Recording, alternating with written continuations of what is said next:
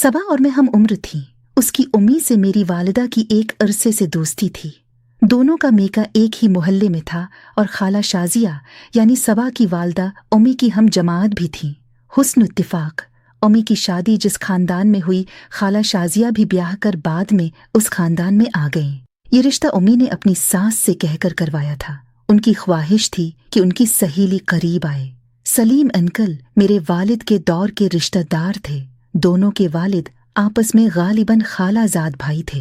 बहरहाल सलीम अंकल का घर हमारे घर से चंद कदम दूर था, लिहाजा उम्मी की कोशिश कामयाब रही और शादी के बाद भी दोनों सहेलियों का एक दूसरे के घर आना जाना सहल हो गया। दोस्ती और मजबूत हो गई। सलीम अंकल और शाजिया खाला को अल्लाह ताली ने पहले बेटे से और फिर बेटी से नवाजा, जिसका नाम उन्होंने सबा रखा। इन्हीं दिनों मेरे वालदीन के यहाँ दूसरे बच्चे की पैदाइश हुई, यानी मैंने जन्म लिया। यूं सबा मुझसे सिर्फ 1 माह बड़ी थी। जैसे हमारी माओ की आपस में मिसाली दोस्ती थी, वैसी ही मेरी भी सबा से दोस्ती हो गई। बचपन साथ गुजरा, वक्त गुजरते देर नहीं लगती। हम दोनों स्कूल जाने लगीं और उम्र की मंजिलें तय होती गईं। जिन दिनों हम 7वें में थीं, खाला शाजिया की तबीयत खराब रहने लगी।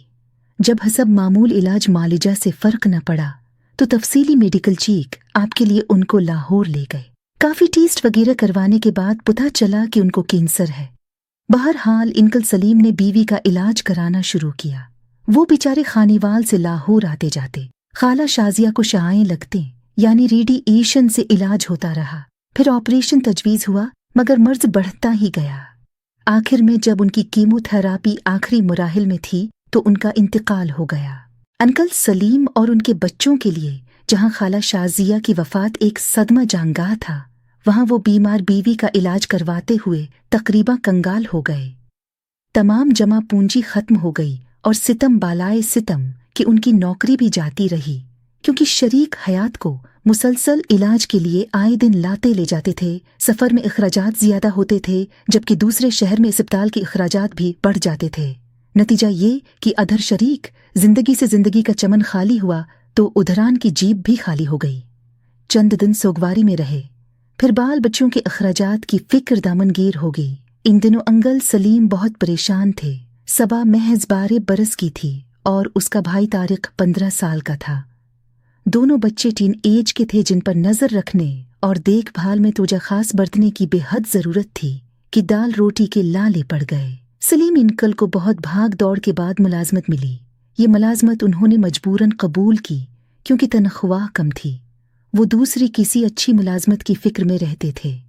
घर को संभालने वाली चली गई तो सबा को घर संभालना पड़ गया। ताहिम घर यूलो जिम्मेदारियां वो नहीं संभाल सकती थी। उसे तो आटा गूंथना और सब्जी बनाना तक नहीं आता था। खाला शाजिया की लाडली थी, वो तमाम काम काज खुद करती थी।